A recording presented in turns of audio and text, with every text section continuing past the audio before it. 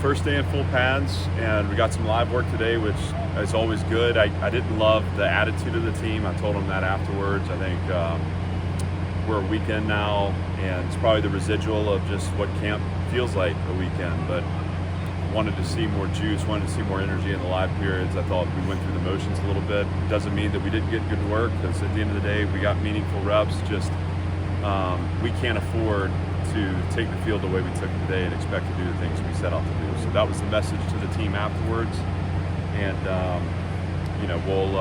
we'll take advantage of the day off tomorrow and get back out on Thursday and go to work.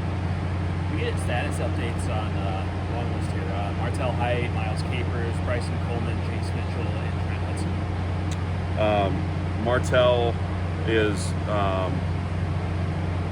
going through concussion protocol. I'm actually not aware exactly where that stands right now, but it was just kind of an incident yesterday in practice where he ended up hitting his head on the ground, and we're just going to be super cautious with that. He's fine otherwise, but we need to make sure we take our time. That was kind of ongoing this morning, so I'm not aware of where that is. Give me the next one. Let's go one at a time. Capers. Capers dealt with a little shoulder issue yesterday after. Right at the end of practice. He's going to be fine, but again, he's a guy who's banked a lot of reps here, and we want to be cautious with that. That's just a matter of some soreness calming down, and he'll be back at it. And Bryson Coleman. Bryson is got an ankle sprain, so he's just working recovery on that. That's not a long-term deal. My expectation is that certainly he'll be back for the first game, but hopefully he's feeling better. Hopefully we get a chance to get him back before then. Chase Mitchell and Trent Hudson. Trent is soft tissue, so again, I think he's feeling better, but we're going to take our time with that. We want to make sure we don't compromise that. It's something that lingers through the season. I believe it's a groin, so he's going to take his time, but he'll be back. He's going to be okay. Chase has a little AC sprain that, again, he's able to do some of practice, but not all of practice. We want to just manage that right now. So none of them long-term, all of them a little different in terms of the return to play. All of them I expect available for the first game, and certainly to be back practicing with us. Yeah. What did you learn about the team from the first day? Just that we can't take anything for granted. I think we every team at this point in camp is going to start kind of facing those walls mentally. I think we have physically what we need, but if we don't have the right attitude coming out here, we're not good enough to play that way. So it's everyone, coming together, looking at each other in the eye and saying, hey, when we put the ball down, especially in our stadium, and it's live, and that's important to us. This is a place that we want to play really well in a few weeks. We don't need to wait to do that. So love our team. I know exactly where we are. I'm excited to see. I challenged them afterwards. I'm excited to see them bounce back and respond, and I'm sure they will. Okay, one more follow-up. So, talking about the focus issues, was that kind of what was going on? Maybe with the pre-snap stuff with the offensive line? Were those the kind of issues there? Yeah, that's right. So that's the attitude stuff where if you're stepping onto the field and you're half in, half out, and your mind's somewhere else. We worked the red zone today. We worked coming out for the offense, which is a stressful situation. We worked the three-way zone for us, which is ball right across the 50. I mean, those are some situations where performance requires focus. We have to have awareness. We can't go backwards in those situations. I mean, three-way zone is all about getting to the goal line. If you're jumping off sides and you're false starting, all of a sudden you're backing up and not giving yourself a chance to actually execute in that area to win. So same when you're in the red zone. You can't go backwards. So that's the attitude stuff that I was seeing. I felt like defensively, we played forward a little more. There was one really nice drive in the live sequence in the end where I felt like our offense established some identity. But we're a better team than that. Again, but you're only as good as the focus you had today. Today we lacked what we needed to win at the highest level, and that's the challenge moving forward. How much of the offensive line issues with pre-snap things has been that kind of focus? How much has just been, okay, it's week 2 of camp, it's a lot of offensive linemen who played a lot together, it's install, it's all that comes with it. How much of that is just focus? How much of that is the mechanics of putting together things? it's a blend, but you know, I don't want to let them off the hook. You know, my focus is going to be on their focus, right? That is what we control. I do think we have a lot on both sides. I think defensively, we started camp with everything in. That's just kind of how college football's become. You never really leave it. So they're seeing multiple fronts, multiple pressures, pre-snap stems, and that certainly slows down processing, but it should not impact knowing the cadence. You know, that to me is inexcusable. So you know, we'll work through some of those learning moments and those mistakes that are being made where, you know, maybe we lose leverage or we don't take the proper angle. That's coaching, that's teaching, that's developing. What we can't do is we're going on two and we jump on one. That's never going to work, and that is totally within our control, and I don't think we were good enough that way today. So people know where your team is for 25 days from the first game. Are they where you expected them to be? You know, in some ways, we may be a little ahead of where I expected from an installation standpoint, and just the way practices look to this point. There haven't been a ton of just blown assignments. It seems like there's been pretty good execution on both sides of the ball. Today, I saw a team that's dealing with being a week into camp and not. We just didn't have the juice, you know. And I think as a coach, there's a lot I can do to impact the tactics of the team and the technical aspects of development. But the message the team needs to hear is that their energy, their focus, that's on them. That's about what they want to accomplish, and in the present moment, bringing what they need to bring, defining who they are as a player, day in and day out. So, this is a normal part of camp. You know, again, every year you kind of reach these points. I know I have a prideful team. I know I have a team that's invested a lot in this. Again, I challenge them after practice. I know that they'll respond, and so I'm excited for that response. What have you? Where there's no depth chart set, and you still have guys who are three kind of go to are you seeing guys who continue to battle and not just being satisfied? I am, yeah. I mean, I think there's a lot of that going on. We'll get through this first scrimmage and really have as a staff kind of sit down and shape our second week of work, you know, towards the second scrimmage to really isolate some of those position battles for the starting job, where the twos and threes are sorting out, what rotations look like, and just as we get closer to the game, you know, those things will start to define them. But yeah, these guys are all fighting for reps. I think the other thing too is when you have the injuries that we're sustaining, these little nicks and bruises that are going to hold some people out of practice, there's opportunity in that for other guys. And so how they take advantage, how they maximize those opportunities, that'll be really important with respect to setting that depth chart and really getting the best 11 involved. Do you How guys big of have an impact can Trey Richardson have this year? Well, I mean, at this point, we could. I mean, I think the sky's the limit on that. You know, I mean, he's made plays in practice. He's outrun angles. His speed shows up. He's got a good catch radius and I think a natural catching ability.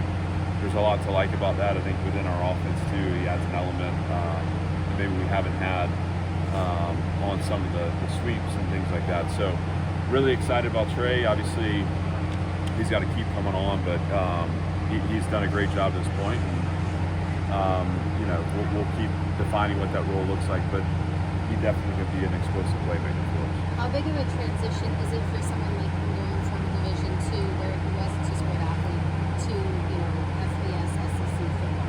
Well, I mean, I think it's a big adjustment.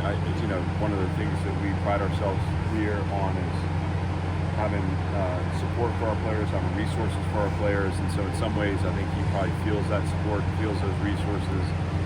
In other ways, he's had to adapt to, you know, the way we train, the way we practice, and I've been really impressed with Trey. The way he's handled himself, his availability, his attitude. He's been a great addition. So all good to this point. Obviously, the season introduces a whole nother level, right? And it's a grinder, but nothing to this point shows me he's not totally ready for that. And he's going to be available to help us win. Do you guys have I'm going to go to Robbie. do you guys have research on like that's going to affect the wind, right? That building there, and I assume down here too. Do you know what the wind conditions are going to be like in the games? I don't. I mean, we'll be in here a bunch at varying times from now till we play. So I mean, we're gonna. This is our second time in the stadium. I know for sure we're back. Obviously Saturday, we'll scrimmage at night. We'll scrimmage in the morning, and then we'll kind of spend. I think I got 3 or 4 consecutive days scheduled in here. So by the time we come out of it, some of that's also to work at night and get under the lights and kind of get the sight lines together. We want to get the other board on and just kind of get a feel for how it sounds and looks. But let me come back to you on that once we get the. I hope that it's not that big of a difference, or if it is, I hope somehow we've set it up so that it only helps us. Maybe that will be the next step. On Richardson, the speed, as you mentioned, you didn't have really since you've been here. Does that expand your playbook a little bit? Yeah, I think the plays are in the book. You know, I mean, I think it gives us a chance to be a little more dynamic. And I mean, today, you know, you start handing those jet sweeps off, and you got someone circling the defense. It's just, I don't know if it was. I think it was yesterday. I mean, maybe it all runs together at this point in the year, but could have been on Sunday. I think it was Dante Carter had an angle on Trey, and I mean, we didn't do a great job of. When the ball can run away from you, you know, you got 2 fast guys running. I mean, the guy that has the head start will win, but typically, you know, Dante at the right angle is down on the ball, and you know, he was just able to get outside and circle us. Again, that it all sets up hopefully what becomes also explosive pass plays. But he's a weapon that we haven't had, and I mean, he has stood out here in the summer and then early camp for sure. With the attention Eli Stowers is getting, I would guess there's going to be more defensive attention on him as well. How do you guys kind of approach that and navigate that? Well, part of it, I mean, there's only so much you can do if they're going to put 2 guys on him. You know, there's ways to try to hide them in formation with motions. But what you hope is kind of to Chris's point, you hope that you're developing skill around him to where the choice to double Eli puts you in a situation where there's someone else that's got one-on-one coverage that can win. And we have those guys. I mean, whether that's Junior, Martell, Trey, on and on, Trent. I mean, these guys can, Richie, and so that's, you know, we have to work to get Eli singled up. We can do that with motion, formation, but we can also do that when the other guys are in rhythm and with chemistry with Diego. Because at some point, if you're going to put 2-on-1, then there's somebody with a 1-on-1. You got to make that choice. If we're dangerous enough around Eli, that's a more challenging choice to make. How have you seen the progress of the run game so far? You know, I don't know that it's where we want it to be. I think, again, when I get frustrated with our attitude today, some of that is, you know, staying positive, and obviously we want to be positive in our demeanor, but I'm talking about positive yards. 1st and 10 to 2nd and 6, 1st and 10 to 2nd and 5, and today it was 1st and 10, 2nd and 8, 1st and 10, 2nd and 9. Like those aren't winning situations for the offense. That is about us moving people against their will. So, you know, we haven't been synced up all the way yet. I think we've had flashes and moments. I think that group's really got to come together. We have added people that I think enhance our physical profile, but it's about chemistry and it's about being on the same page. And so those things take time. I don't think we're where we want to be run game wise yet. I think defensively we're a little further ahead of where we've been, but I expect the battle in the trenches for us to be really competitive here moving forward. What can you tell us about Jordan White's personality? I know he just started a foundation. Yeah, big heart, a guy that in recruiting connected with his story, his passion, his family. You know, I think really, really special person. He's a guy that's easy he just goes about his work, doesn't say a lot. He's a great teammate, but he will be the guy that starts every play for us on offense. And so, special person, and it's no surprise that he's doing big things out there, and he'll continue to do big things and use this platform for good. But we're happy to have him, and I'm grateful for him, and I've enjoyed just what he's brought to this team beyond his play on the field, but his personality and his heart. How significant is it to get Marlon Sewell back? Yeah, I mean, Marlon's had a really nice camp. He's kind of stepping into his own with respect to finishing plays. That's kind of been where he's needed to improve, and downing the ball in big space. I just see him growing into comfort there. He's worked really hard. But that safety room, I mean, that's a competitive environment now. I mean, I got Marlon, CJ Hurd, who's played well. Dante Carter, I think, has had a really, really nice camp. I've been very impressed with how the game's slowed down, and that allows for his physical tools to show up. Carson Lawrence can play, and I think we got to always be conscious of the fact that he's still a true freshman, still has a ways to go, but I mean, he does things on the field that separate him as a freshman. So I'm excited to see him continue to develop. I wouldn't place limitations on what he's able to do. Van Hinton's another young guy that has been really impressive. We've played him a little more back, but both of those guys, Carson and Van, are getting opportunities to play behind Randon too, as a true hybrid overhang. Both have shown skills doing that as well. So I mean, that room is exciting to me.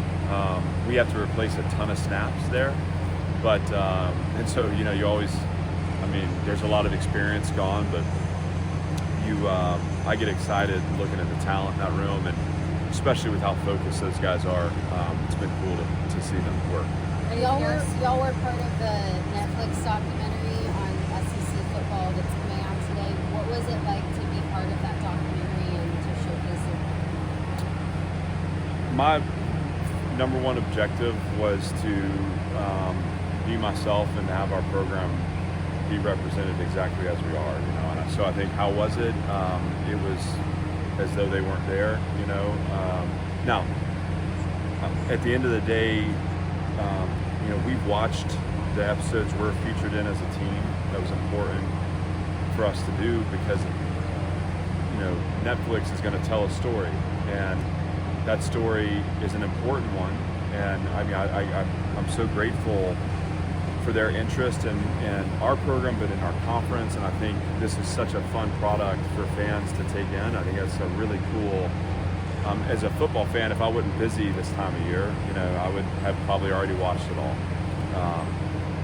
But there's no way they can tell our story authentically, because at the end of the day, you have to be here every day to do that. You have to be in all the meeting rooms. You have to understand all the relationships and the connections. So, as with any show, there are going to be elements of our program that are featured, and there are going to be elements of our program that are hidden. And what I want our team to focus on is it's the strength of the whole, right? It's the individual sacrificing to be a part of something bigger than self that makes us unique. And so we can't let any kind of attention distract us from that team mission. And I'm grateful for the exposure. I'm grateful for the Vanderbilt story to be told. Doesn't mean that I always watch it and say, hey, they're telling it exactly how I wanted it told. Obviously, that's not the point. But we have to be really mature how we handle that attention. And again, my job as head coach is, when those cameras are here, I don't change how we operate. I don't change who I am. I don't change how I relate to the players. And so at the end of the day, what is seen is reality. And that to me gives them the message that we're going to be who we are. We're not going to put on a show. And that's how we help tell the story the best we can. Thanks, everyone. Thank you, guys.